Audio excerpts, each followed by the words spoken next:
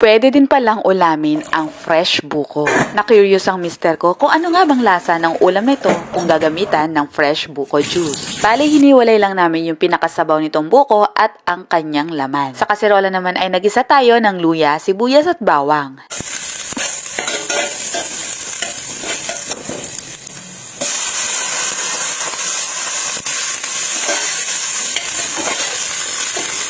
Sinunod naman natin dito ang chicken.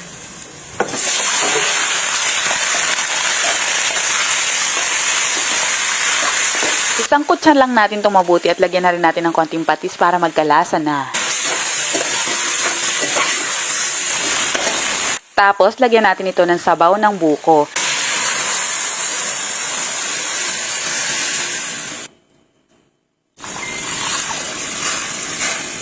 Bali, 2 pirasong buko ang ginamit ko dito. Naglagay din ako ng chicken cube pero optional, paminta, at tanglad o lemongrass. Takpan lang natin ito hanggang sa lumambot for 20 to 25 minutes.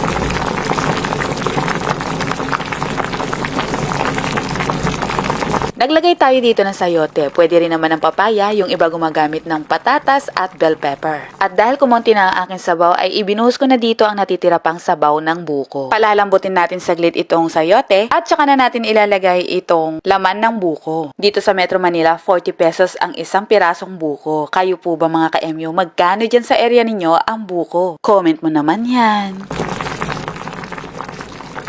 At syempre naglagay tayo dito ng dahon ng sili. Ilulubog lang natin to tapos ito-turn off na itong stove at saka tatakpan ng saglit lang para maluto sa sarili nitong init. Actually, pareho kami nako-curious ni Mr. kung ano nga bang lasa nitong ating binakol. Hindi man ito ang authentic version, pero may kanya-kanya naman tayong style. Sabi ko nga yung iba naglalagay dito ng patatas at bell pepper. Sa pagkaka-research ko, ang dish na ito ay nag-originate sa Western Visayas, particularly sa Aklan, na para siyang tinola na instead na regular water ang gamitin ay gumamit sila ng sabaw ng buko at tinawag nila itong chicken binakol. Namit gid!